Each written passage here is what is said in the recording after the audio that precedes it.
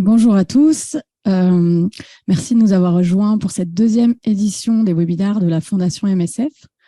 Je suis Clara Nordon, la directrice de la Fondation, et on va être ensemble pendant 1 heure environ, avec vous en ligne, donateurs, partenaires, collègues, ainsi qu'avec Pauline Shawn, la coordinatrice du projet. Bonjour Pauline. L'objectif de ces webinaires, c'est de présenter en détail un nouveau projet de la Fondation et de vous permettre d'échanger avec nous et de vous poser vos questions en ligne grâce à l'onglet questions-réponses, questions auxquelles on répondra à la fin de la présentation.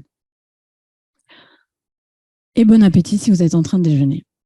Un peu de contexte. D'abord, la Fondation, c'est une entité juridique indépendante qu'on appelle dans le jargon MSF un satellite. Donc, on travaille aux côtés d'MSF afin de proposer des nouveaux outils médicaux et de l'innovation de pratique pour améliorer la prise en charge des patients les plus vulnérables.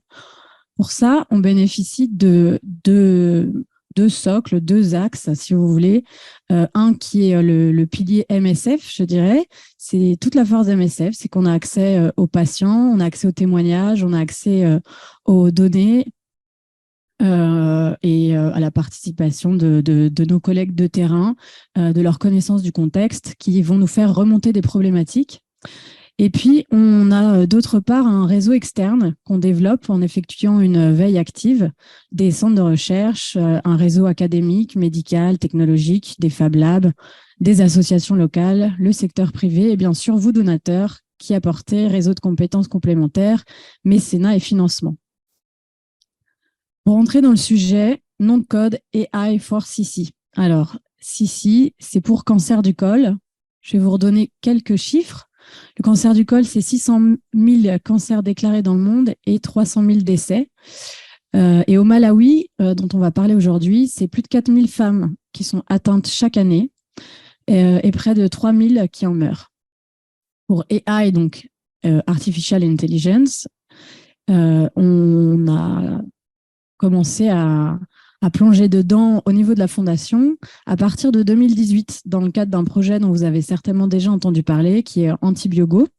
C'est un dispositif médical qu'on a développé pour contrer la résistance aux antibiotiques, qui aide les médecins à prescrire les antibiotiques les plus efficaces à leurs patients. Et depuis toutes ces années, on a travaillé avec de nombreux experts du CEA Génoscope, du laboratoire de maths d'Evry, et puis ensuite avec des développeurs de Google. Et on a effectué pas mal de veilles et surtout, on a pu mesurer l'espoir que représente en fait l'analyse d'images et l'intelligence artificielle dans la conception assez innovante d'outils précis d'aide au diagnostic. Et depuis toutes ces années, on a aussi pu mesurer la complexité que c'était de passer d'un concept, d'une publication jusqu'à un produit, un dispositif médical disponible sur le marché. Donc, on a gagné quand même une certaine expérience. C'est fort de cette expérience que la directrice médicale de l'époque, donc c'était en 2019, avait lu un article publié dans le National Cancer Institute Journal et qui vantait les mérites ou en tout cas l'espoir que représentait l'IA dans l'aide au dépistage du cancer du col. Donc elle nous a demandé, nous à la Fondation, d'aller creuser un peu cette piste.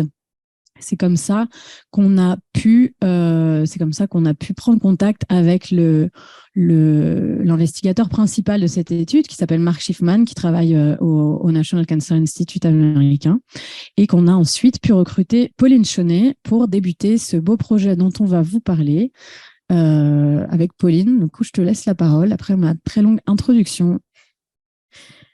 Parfait, super. Donc, pour me présenter, Pauline Shawn, moi je suis ingénieure de formation, plutôt spécialisée environnement, mais je suis tombée après dans l'innovation médicale, en particulier de dispositifs médicaux qui sont réglementés dans le monde, à la fois des dispositifs médicaux qui sont non digitaux, par exemple le traitement du surpoids, mais aussi digitaux avec la détection de lésions cancéreuses sur les mammographies. C'était à cette occasion qu'on s'était rencontrés avec Clara.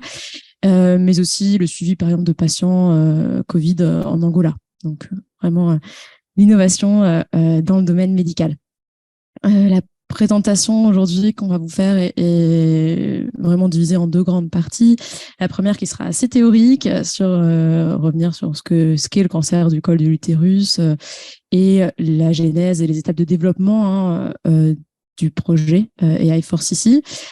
Et ensuite, vous présentez aussi des images pour rendre toute cette belle théorie beaucoup plus concrète qu'on a pu prendre quand on est allé sur le terrain, donc au Malawi, avec Clara, fin de décembre de l'année dernière, et qui a vraiment le mérite de montrer à la fois les pratiques actuelles et de pouvoir anticiper les différents changements qui seront mis en place via cette étude et espérons qu'ils pourront être reconduits si les performances sont validées. Donc, pour commencer, je vais vous parler donc sur la première slide du cancer du col de l'utérus. Alors, le cancer du col de l'utérus, on ne pense pas forcément à ça quand on pense aux pays à faible et moyen revenu. On pense plutôt malnutrition, santé materno-infantile, épidémie, choléra. D'autant qu'en France, en fait, on parle peu, enfin, pour ma part, en tout cas, j'avais peu entendu parler du cancer du col de l'utérus. Donc, pourquoi MSF est impliqué sur cette thématique-là et pourquoi au Malawi? Donc, si on revient un petit peu en arrière dans l'histoire de l'implication d'MSF au Malawi, il y a 20 ans, donc MSF est apparu dans ce pays pour vraiment aider à lutter contre l'épidémie qui faisait rage à l'époque, qui était celle du VIH. Les antirétroviraux n'existaient pas, les gens déclaraient le sida, en mouraient. Au fur et à mesure, heureusement, les traitements sont apparus de plus en plus performants et ont permis donc aux personnes porteuses du VIH de continuer à vivre et malheureusement de mourir pour d'autres pathologies. Et c'est là qu'on arrive au col de l'utérus qui est vraiment meurtrier pour les femmes dans ce pays-là. Il faut savoir, comme Clara l'a dit, le Malawi est un pays particulièrement touché par l'épidémie du VIH, mais aussi par le cancer du col de l'utérus. Quand vous voyez la carte face à vous, on voit que la très, très grande majorité des décès liés au cancer du col de l'utérus se passent dans les pays à faible et moyen revenu. Pourquoi une telle injustice, les femmes ont 7 fois plus, 7% de chances de plus de développer un cancer dans ces pays-là et 23 fois plus de chances d'en mourir. Donc vraiment une grosse injustice à ce niveau-là.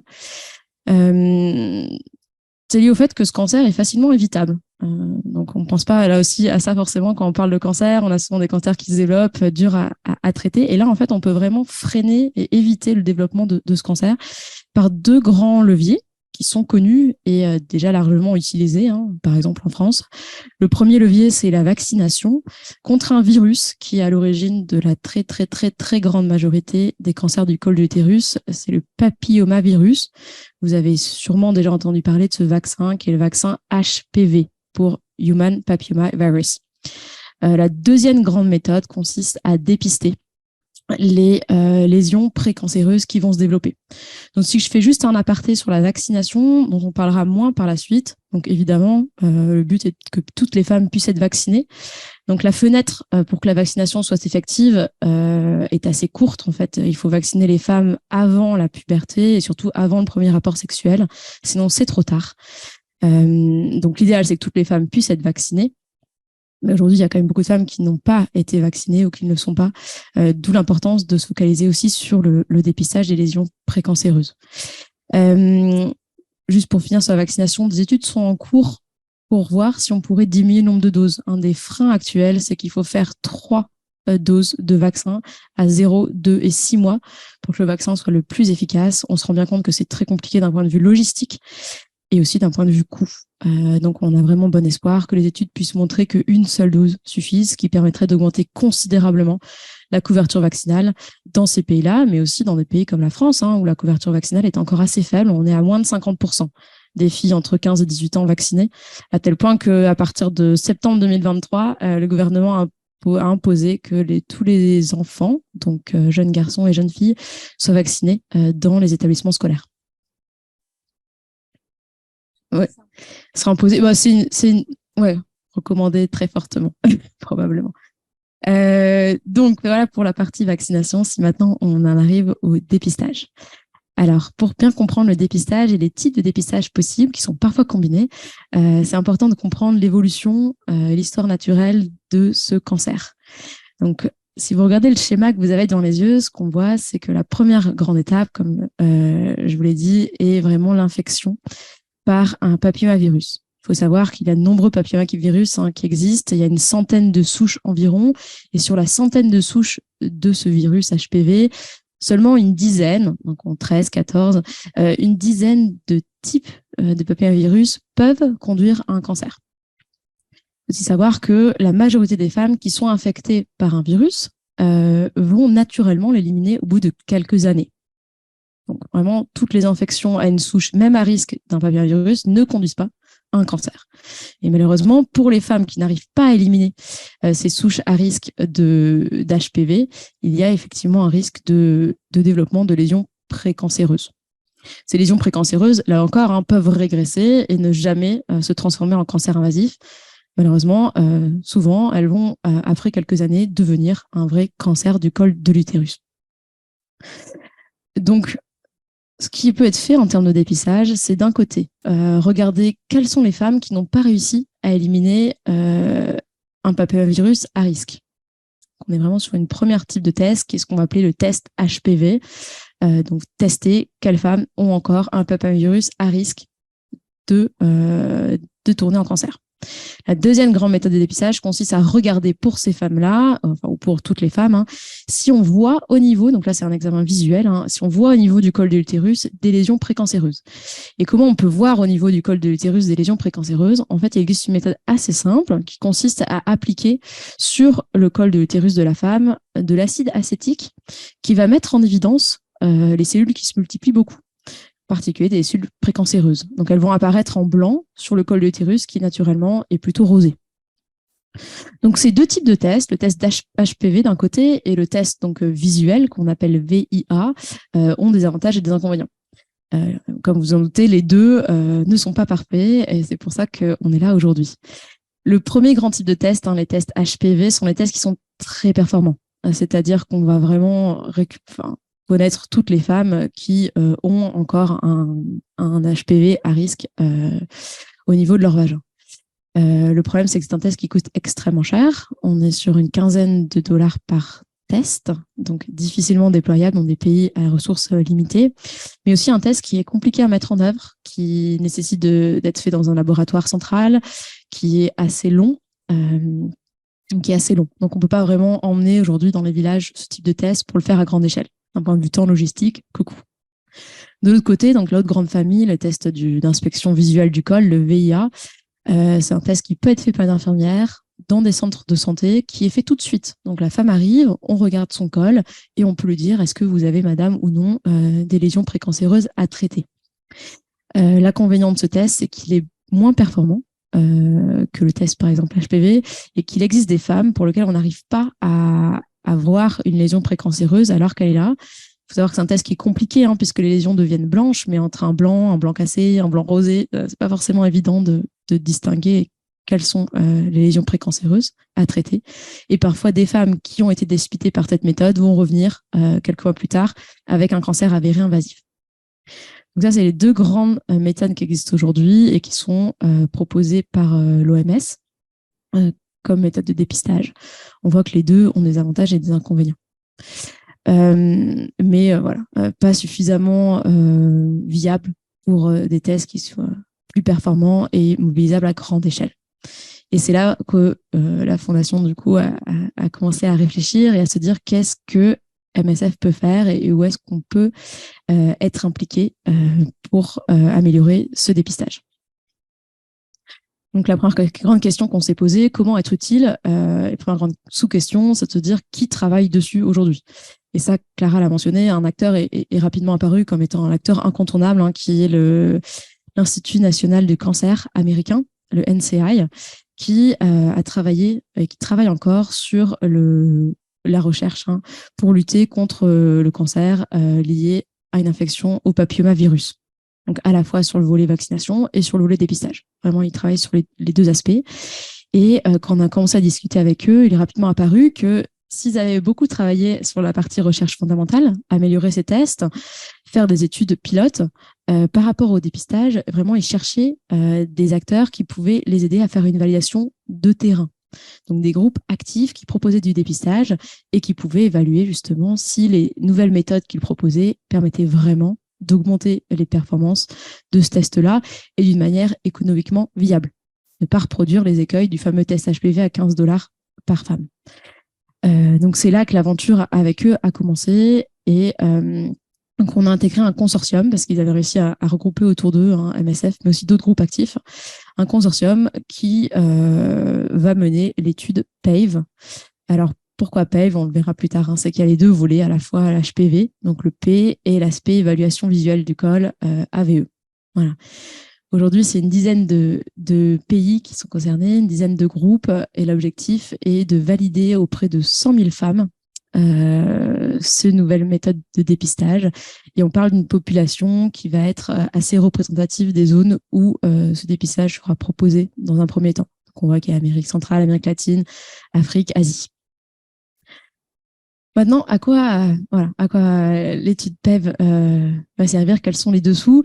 Donc là, pour bien comprendre ce qui est inclus dans cette nouvelle méthode de dépistage, c'est important de revenir sur notre schéma de l'évolution naturelle du virus en cancer. Comme on l'avait vu, il y a deux grands types de dépistage, l'HPV et l'évaluation des lésions précancéreuses. Donc ces types de dépistage permettent de distinguer vraiment trois populations de femmes. D'un côté, donc là en gris, la majorité des femmes qui n'ont pas une infection à risque, donc qui peuvent être rassurées, rentrer chez elles et qui ne développeront pas de cancer. Ensuite, on a les femmes qui ont encore une infection à risque, HPV, avec ou non des lésions précancéreuses. Et c'est cette deuxième population qu'on peut diviser en deux, donc les femmes qui ont une infection et des lésions précancéreuses, visibles, et les femmes qui ont une infection et pas de lésions précancéreuses, et pour qui un dépistage régulier va permettre de voir si cette infection régresse ou si elle se transforme en précancer puis en cancer. Donc le but était vraiment de travailler sur améliorer ces deux tests. Donc en fait, on va combiner au sein de l'étude à la fois un test HPV et un test visuel du col, et améliorer donc ces deux types de tests. Donc pour le premier HPV, l'important, c'était de vraiment pouvoir améliorer la logistique et le coût. Donc là, le NCI et ses partenaires ont réussi à développer un test qui est beaucoup plus rapide et qui pourra être proposé, et beaucoup moins cher, et qui pourra être proposé, et en tout cas, c'est sur quoi nous, on va travailler aussi au sein de l'étude, être proposé dans les femmes, dans les villages. Donc, on peut imaginer vraiment un dépistage de masse par cette méthode. Le deuxième volet, donc pour les femmes pour lesquelles une infection, un papillomavirus à risque est présente, consiste à améliorer l'examen visuel du col. Et c'est vraiment là où l'intelligence artificielle apparaît et arrive, puisqu'on est sur l'examen visuel, vraiment un des cas d'usage qui est très connu de l'intelligence artificielle. Et le NCI avait depuis longtemps commencé à travailler sur cette thématique-là avec l'article, entre autres, qui a été paru, dont Clara a mentionné auparavant, donc avec un algorithme qui semble en tout cas très bien fonctionner et vraiment permettra d'aider les infirmières à caractériser les lésions au sein du col et à savoir lesquelles traiter pour éviter une évolution en cancer invasif. Donc voilà les grands dessous du nouveau protocole de dépistage qu'on va tester. Donc combiner les deux approches et essayer de résoudre les écueils des approches. Voilà. Et maintenant, si on regarde quel va être l'impact pour les opérations d'MSF, donc, on va proposer cette nouvelle méthode de dépistage, donc proposer l'inclusion dans l'étude à la très grande majorité des femmes qui sont aujourd'hui dépistées, pour lesquelles l'MSF ne propose aujourd'hui que le VIH. Donc, on parle des femmes qui ont entre 30 et 50 ans, et pour les femmes qui sont porteuses du VIH, même les femmes un peu plus jeunes, entre 25 et 30 ans. Donc, pour ces femmes-là, on proposera ce test HPV. Donc, pour rappel, ce test HPV qui est beaucoup plus pratique et beaucoup moins cher. Pour les femmes qui sont HPV négatives, voilà, on pourra les rassurer et leur dire de revenir dans quelques années pour être sûr qu'elles ne vont pas développer une infection. Pour les femmes qui sont HPV positives, par contre, on va leur demander de venir pour un examen complémentaire, donc la fameuse analyse du col de l'utérus et avec l'usage de l'intelligence artificielle pour aider à ce diagnostic-là. Ce qu'on va faire, parce qu'aujourd'hui, autant le test HPV a été largement validé sur des grosses cohortes et déjà utilisé dans certains pays, pas d'une manière aussi généralisée que les tests beaucoup plus chers, mais il est quand même déjà proposé. Pour l'intelligence artificielle, il y a vraiment une étape de validation qui va être faite au sein de l'étude. Et pour pouvoir valider, l'importance, c'est de comparer le résultat de l'intelligence artificielle avec le statut clinique de la femme. Est-ce que la femme a un cancer ou non? Pouvoir savoir si l'intelligence artificielle avait raison ou pas de caractériser une lésion comme étant précancéreuse ou non. Donc, on va faire systématiquement des biopsies pour l'ensemble des femmes pour lesquelles on va faire cette évaluation visuelle du col. On va le faire avec une technique qui est beaucoup plus douce et qui pourrait être faite par une infirmière. On vous montrera après à quoi ça ressemble. Mais pour rendre cette biopsie accessible même dans les centres de santé. Quelque chose qu'on va rajouter au sein de notre cohorte, donc qui n'est pas imposé par le consortium, mais qu'on va rajouter nous, c'est de suivre les femmes. Donc l'ensemble des femmes qui auront un traitement de ces lésions précancéreuses. Donc, on rappelle, pour éviter qu'elles deviennent un cancer, on peut faire une ablation thermique. Donc, c'est vraiment brûler superficiellement. C'est fait sans anesthésie. C'est apparemment désagréable, mais pas douloureux. Donc, brûler ces lésions pour éviter qu'elles deviennent un cancer. Donc, pour l'ensemble de ces femmes, pourquoi on va faire ce traitement? On va les suivre sous 2 ans pour voir et bien garantir qu'il n'y a pas la récurrence de lésions et qu'elles ont été vraiment traitées et qu'elles ne développeront pas de cancer. Et l'importance pour nous, c'est vraiment de pouvoir voir que c'est le cas ou non, mais de comparer les femmes qui sont porteuses ou non du VIH. Donc voilà pour la partie impact sur les opérations d'MSF. L'idée, c'est de pouvoir travailler dès maintenant. Donc on sait que 10 000 femmes vont passer par ce protocole-là au sein de l'étude, mais de pouvoir travailler dès maintenant aux outils qui permettront d'avoir l'usage de ce nouveau protocole à grande échelle, quoi, en routine, avec beaucoup de femmes qui passent. Donc, on travaille en particulier sur, par exemple, un outil de dématérialisation du dossier patient pour pouvoir suivre les femmes de manière dématérialisée et les suivre dans le temps. On travaille aussi, évidemment, avec le déploiement des outils qui permettront de visualiser l'intelligence artificielle, comme je l'ai dit, la possibilité d'apporter le test HPV dans les villages avec un espèce de laboratoire mobile. Hein. On n'est plus en centrale. Et enfin, quelque chose aussi qui était vraiment important à mettre en place, c'est de renforcer les compétences en local et les capacités de lecture de biopsie, puisqu'il y en aura beaucoup qui seront faites dans l'étude. Donc là, grande nouveauté, mais on a mis en place un laboratoire d'histopathologie, donc créé de toutes pièces pour l'étude, mais aussi pour servir à d'autres programmes sur place. Donc là, vous avez face à vous le calendrier du programme. Donc si on revient, voilà, 2019-2020, vraiment le début de ce projet-là, avec l'analyse des différentes parties qui étaient impliquées au niveau international, les premières interactions, les premières idées. Ensuite, vraiment, dès le début l'an dernier, c'est vraiment là qu'on a commencé à réfléchir à cette participation active au consortium pour l'étude PAVE, avec la rédaction, entre autres, d'un premier protocole et l'implication d'épicentres, qui est un autre. Donc, Lara a parlé de MSF comme un satellite. Il y a d'autres satellites d'épicentres, de MSF, dont Épicentre, qui est le satellite qui est spécialisé dans tout ce qui est mis en place de la recherche et de l'épidémiologie. Donc là, il y a une petite coquille, mais c'est pareil, deuxième semestre 2022, qui est donc la préparation du déploiement de l'étude. Parce que c'est bien de le mettre sur papier, de rédiger un protocole, mais après, il faut travailler à son implémentation. Donc, ça a été vraiment le travail qu'on a fait en deuxième partie de l'an dernier et qu'on continue à finir, qui est le test des nouveaux outils, l'approvisionnement, la formation aux nouvelles techniques. Donc là, on a parlé de la technique du HPV, qui est une nouvelle machine, donc qui impose quand même une formation spécifique. Mais aussi, par exemple, les biopsies. Quand on a dit, on est sur une nouvelle technique de biopsie, donc il faut former les infirmières qui n'en ont pas encore faites.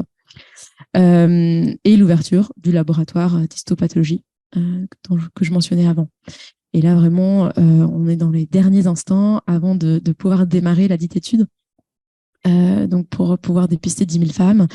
Et là, donc on est en train de finaliser l'implémentation et aussi quelque chose de formel qu'il faudra qu'on obtienne, c'est les accords des 2 comités éthiques. Donc ça, c'est des processus qui sont très classiques. Quand on fait une étude clinique, il faut qu'on demande évidemment l'accord éthique donc au pays. Donc là, on parle du Malawi, dans lequel l'étude sera faite.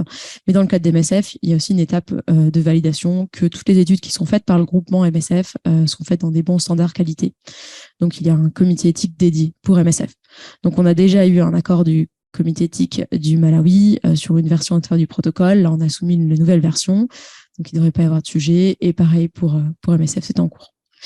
L'idée, c'est qu'on puisse faire le dépistage des 10 000 femmes par l'étude d'ici 2024. Et qu'en 2024, si les résultats sont bons au sein du consortium, donc pour rappel, nous, on planifie de faire 10 000 femmes. Au sein du consortium, 100 000 femmes seront impliquées. Et si les performances sont bonnes de ces nouvelles méthodes de dépistage qui combinent un HPV moins cher, plus pratique et un VIH amélioré par l'intelligence artificielle, c'est de pouvoir proposer à l'OMS d'inscrire ce nouveau protocole dans ses recommandations comme étant une alternative économiquement viable et plus performante qu'avoir HPV seul ou VIH seul. Voilà, donc je pense qu'on va pouvoir passer à la deuxième partie de la présentation qui revient sur notre visite terrain. Donc, comme je l'ai dit, pour rendre beaucoup plus concret ce dont on a parlé auparavant. Alors, la première slide, voilà, présente les activités de promotion de la santé. Pourquoi? Parce que l'idée, c'est pas de faire venir les femmes, qu'elles sachent pas de quoi on parle, mais vraiment qu'elles puissent être actrices de leur propre dépistage. Donc, la première partie des actions de promotion est en général faite 1 ou 2 jours avant, finalement, l'arrivée dans les villages, mais aussi faite au niveau des centres de santé quand les femmes arrivent pour des fois d'autres demandes. Donc là, on a eu l'occasion d'aller avec Tiongé, donc en haut à gauche, dans un des villages où les femmes s'étaient réunies pour justement qu'on leur explique un peu ce qu'était le cancer du col de l'utérus et ce qu'on allait leur proposer. Donc là, ce qui est assez génial, c'est de pouvoir voir aussi la formation qui se passe entre elles, en fait, parce que certaines femmes ont déjà été dépistées, donc elles peuvent rassurer les autres sur la nature de l'examen. Pour une partie d'entre elles, elles n'ont pas forcément eu d'examen gynécologique auparavant. Ça peut faire peur, et ça, c'est pas que pour les femmes au Malawi. Et donc, c'est important de pouvoir rassurer, d'expliquer un peu aussi ce qui va être fait, donc au niveau de l'examen visuel et même du traitement des précancers, si on a, donc la fameuse ablation thermique. Donc là, vous voyez des femmes rassemblées, les images qui sont utilisées pour bien qu'elles comprennent. Donc là, par exemple, la comparaison avec une mangue. Donc de dire que la mangue, il y a des étapes, on peut arrêter finalement qu'elle s'abîme assez rapidement si on le détecte à temps. En bas à droite, vous avez les flyers qu'on va distribuer pour la partie HPV, parce qu'en fait, les femmes vont elles-mêmes se faire leur propre un prélèvement d'échantillons. Donc, quand on dit vraiment femme actrice, c'est que c'est elles qui vont prélever elles-mêmes leur échantillon qui après sera analysé par la machine. Voilà. Et à gauche, vous avez au niveau d'un centre de santé, donc à gauche, Prosper et à droite, Trinity, qui est l'aide-soignante, qui sont celles qui accueillent les patientes et qui, là encore, leur expliquent, mais cette fois au niveau des centres de santé, ce qui les attend. C'était des sessions d'1 heure, 1h30, quelque chose comme ça. Ouais, c'était assez long et avec beaucoup d'animation aussi pour rendre ça il y avait des chansons, attractif. Il y avait des chansons et puis des femmes partaient rechercher des copines en leur disant que c'est important qu'elles viennent. Donc il y avait aussi toute cette mobilisation de la communauté qui était assez efficace. En tout cas, quelque chose qu'on aurait peut-être aimé avoir en France où on n'explique pas grand-chose. C'est ce qu'on reçoit une lettre assez du gouvernement, venez vous faire dépister, on ne sait pas trop pourquoi, qu'est-ce que le HPV peut leur donner. Ça marche. Donc voilà, ouais. On a appris des choses. Donc après, si on revient sur les images, la deuxième image, donc on a dit on sensibilise les femmes, on les rend actrices de leur dépistage en leur expliquant pourquoi, qu'est-ce qui va se passer. Donc la deuxième étape, on en a parlé, c'est ce fameux test HPV. Donc là, vous êtes dans un laboratoire biomédical qui est opéré par MSF avec Fortune et Maurice, qui sont les techniciens. Donc, comme vous pouvez voir, c'est des laboratoires où la contamination peut être vraiment très pas nocive parce qu'en fait, dès qu'on fait de l'amplification, si on a la moindre petite bactérie ou contamination qui apparaît, elle est amplifiée et elle empêche de voir le signal qui nous intéresse ici, donc le virus HPV. Donc, ils portent des gants, évidemment, tout est ultra nettoyé. Et vous pouvez voir, donc c'est sur les images de la diagonale en gauche et en bas à droite, la fameuse machine qui est très utilisée, donc qui est assez petite et qui permet de mettre 100 petits prélèvement et d'évaluer en 1 heure. C'est à peu près 1 heure pour que la machine fonctionne et évalue les 100. D'ailleurs, tout à l'heure, tu as dit $14 par femme. Je crois que c'est $14 par batch, mais il n'y avait pas une telle quantité. Ok, ça parce qu'il y en avait 4. Oui, c'est ça. Okay. Et c'est $14 et là, on arrive sur des tests beaucoup moins chers qui permettent de faire 90 samples à peu près. Ce qui en campagne de dépistage est assez souhaitable. Et surtout permettra vraiment d'arriver dans les villages, c'est de pouvoir avoir ce premier tri, de rassurer les femmes au plus vite pour éviter de les faire se déplacer, arriver dans un centre de santé et que là, on leur dise, en fait, vous n'avez pas d'infection, donc vous ne développerez pas le cancer, quoi. Et qui correspond à la majorité des femmes. Donc, la slide suivante. Donc là, une fois qu'on a fait le test HPV, on va en rassurer une grande partie des femmes. Et pour malheureusement celles qui ont encore une infection à risque HPV, on l'a dit, il va y avoir cet examen du col sur lequel on va mobiliser l'intelligence artificielle pour qu'elle nous aide à être plus performants. Et là, on a décidé de le faire pour pas ajouter un outil qui n'était pas déjà présent, en lien avec un outil que les infirmières utilisent pour justement faire l'ablation thermique dont on a parlé des lésions précancéreuses s'il y en a. C'est évidemment pas pour toutes les femmes. S'il y a des lésions précancéreuses qu'on voit, on peut les brûler pour éviter qu'elles se dégénèrent en cancer. Donc là, vous l'avez vu, c'est vraiment un appareil qui a des sondes au bout pour pouvoir aller jusqu'au niveau du col et brûler. Et là, ce qu'on a fait... voir. Voilà, c'est le colposcope digital qui permettait de voir et qui permet, quand on change la probe... C'est ça, la sonde. Ça permet de passer du colposcope visuel à la sonde qui va permettre d'effectuer le traitement. Ouais. Donc voilà, c'est de prendre cet outil qui n'avait pas forcément d'écran à la base, et là, il a maintenant un écran pour pouvoir vraiment voir. Parce que contrairement à Antibiogo qui est disponible sur smartphone, là, l'algorithme, il n'est pas flottant, il arrive quand même sur un écran, et en l'occurrence, c'est ce colposcope qui permettra d'abriter l'algorithme. Alors voilà, et donc une fois qu'on a fait la visualisation du col, et si besoin, l'ablation thermique avec l'outil, on a dit qu'on allait rajouter une étape, donc là vraiment au sein de l'étude, ce ne sera pas fait après normalement en routine, une fois que tout sera bien validé et que les performances seront là, qui est la fameuse étape de biopsie. Donc pour rappel, les biopsies normalement se font par un ou une gynécologue au sein de l'hôpital. On va prélever un bout de tissu. Et là, nous, l'idée, c'était de pouvoir le faire par les infirmières au centre de santé pour éviter un déplacement au niveau des femmes. Donc là, vous nous voyez très, très, très concentrés parce que du coup, on est en pleine formation. Très belle photo. On est en pleine formation par donc une entreprise, donc la personne au milieu qui est Lynn Lanky, qui est un gynécologue américain qui a fondé cette boîte il y a quand même une bonne une dizaine d'années, je pense, et qui déploie cette technologie aux États-Unis. Donc, elle est déjà utilisée à très grande échelle pour des Américaines. Elle n'est pas encore disponible en France, mais voilà, qui nous forme à l'usage de ces différentes biopsies. Donc là, on en a, Clara, on a devant elle.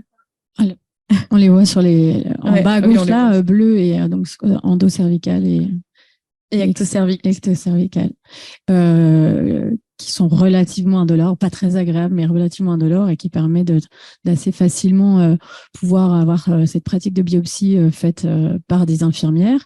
Et on voit aussi sur la photo les cartons qui arrivent au Malawi. Et moi qui fais le clown, parce que en fait, il faut savoir qu'entre l'idée et les acceptations de l'utilisation de ces nouveaux dispositifs médicaux, il peut se passer plusieurs mois entre le calcul du nombre nécessaires, entre les processus d'envoi, de dédouanage. On reste quand même dans des contextes d'évaluation clinique qui sont pas aussi évidentes et rapides que dans nos contextes européens. C'est-à-dire quand on reçoit ces cartons, on les a entre les mains, on est vraiment content. Voilà. Et nous, on a ramené quelques-uns en France parce que nos gynécos français qui n'ont pas l'habitude, c'est vraiment intrigués. Ils avaient aussi envie ils peuvent pas les tester parce qu'ils sont pas autorisés, mais au moins de les voir et d'imaginer ce que ça peut être. Et c'était vraiment intéressant pour nous d'avoir un laboratoire aussi d'histopathologie sur place parce que là, on est sur le prélèvement de tissu. Donc, c'est important de voir qu'on a bien formé les infirmières et qu'elles prélèvent bien le tissu. Si on n'en prélève pas assez, il faudra le refaire, ce qui est vraiment pas viable. Et donc voilà, on arrive au fameux laboratoire d'histopathologie. Donc pour ceux et celles qui n'ont pas en tête comment ça se passe, on va prendre un petit bout de tissu qu'on va teinter, dessécher, rendre vraiment entre guillemets inerte, qu'on va mettre dans les différentes lames qu'on va pouvoir analyser. Et au sein de l'étude, évidemment, un contrôle qualité est vraiment important et mis en place. Et savoir si la femme a un cancer ou non, c'est vraiment vital. Pour la partie clinique, pouvoir soigner la femme qui a développé un cancer, mais pour l'étude aussi valider les performances de l'intelligence artificielle.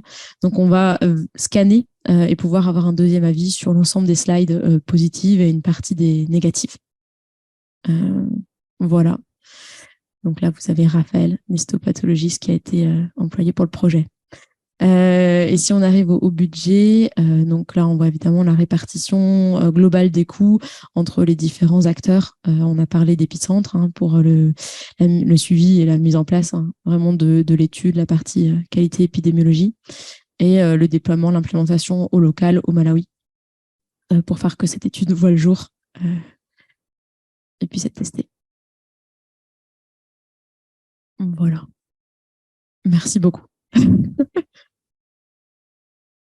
Voilà, la présentation touche à sa fin et maintenant on va pouvoir passer aux questions-réponses si vous en avez. Parce que sur mon téléphone, je vais pouvoir tout lire. Est-ce qu'il est possible de répliquer ces nouveaux protocoles dans d'autres pays et si oui, à partir de quand? Évidemment, c'est bien le but. Le but, c'est de pouvoir après proposer cette méthode à d'autres endroits déjà du Malawi, parce que là, on fait une étude au niveau du district de Blantyre et de Chiradzulu, mais dans bien d'autres pays, d'où l'intérêt aussi de valider avec une cohorte aussi variée et représentative avec les différentes zones géographiques dans lesquelles l'étude PAY va être conduite. Donc nous, on espère pouvoir avoir les résultats de l'étude 2024. Donc voilà, si on croise les doigts, si tout se passe bien, en tout cas, les résultats sur les études pilotes, tant sur l'amélioration du test HPV et l'amélioration du VIA par l'IA étaient très positifs. Si on arrive à obtenir des résultats similaires, on peut imaginer qu'à partir de 2025, de nombreux autres groupes puissent utiliser cette technologie. Une question sur la gestion des données. La gestion des données patientes. Ouais. Alors évidemment, sujet très important et central. Il faut savoir tout d'abord qu'MSF est soumis au GRPD, au règlement européen sur les protections des données. Donc on met tout en œuvre, en tout cas au niveau réglementaire, contractuel, pour pouvoir répondre à la loi.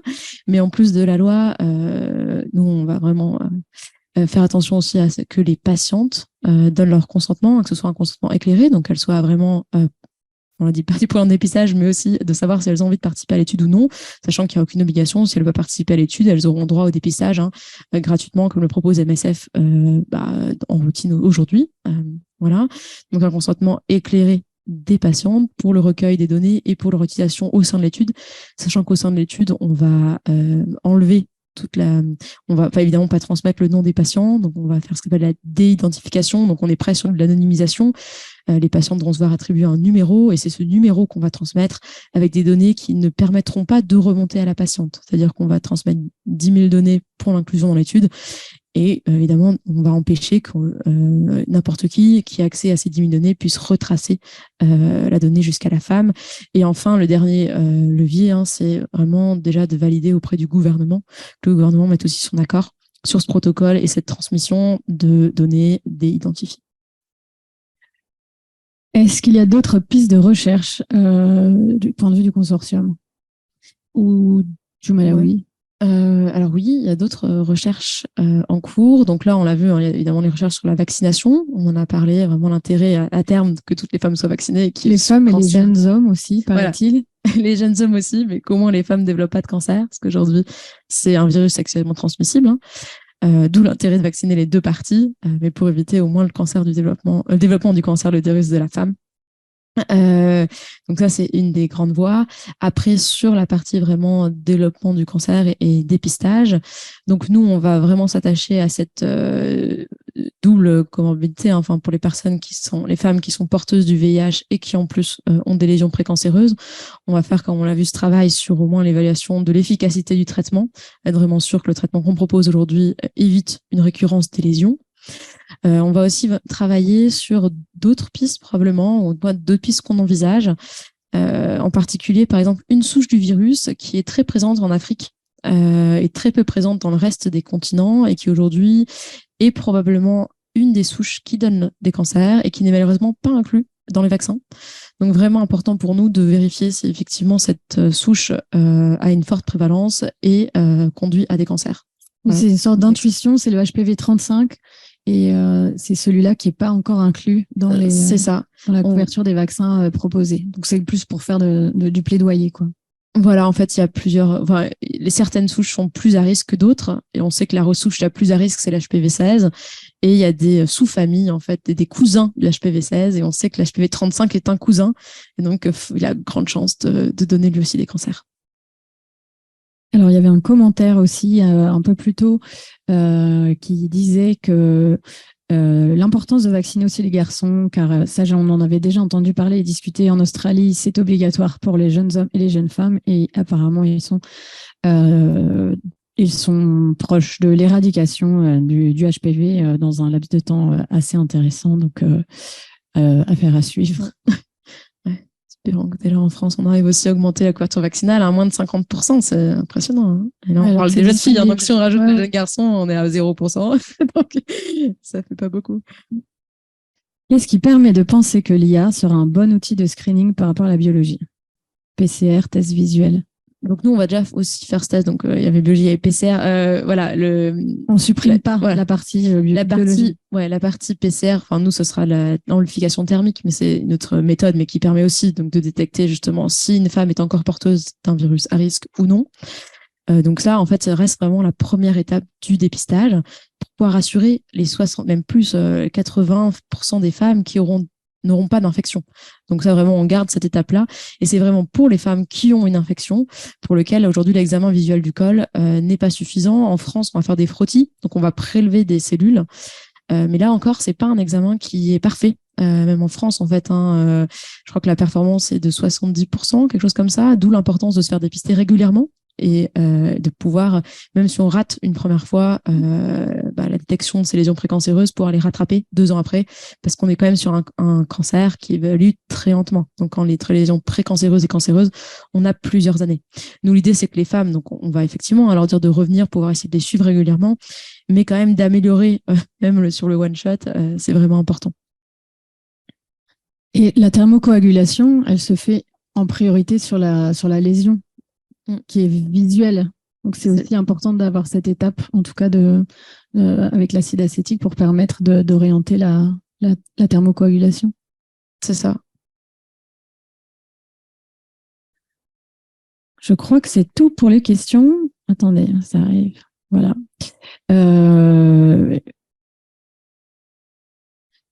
Il ne me semble pas qu'il y en ait d'autres. Je voulais vous remercier d'avoir participé aujourd'hui.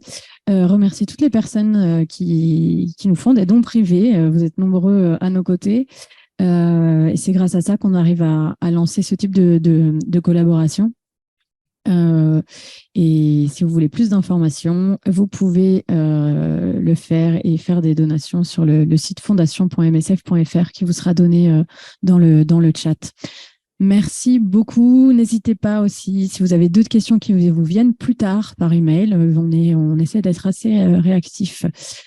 Et à la prochaine pour un événement Fondation, certainement septembre-octobre, on vous tiendra au courant, et un ou plusieurs webinars par an. Merci beaucoup, merci à tous, merci Pauline, et merci beaucoup à la régie exceptionnelle.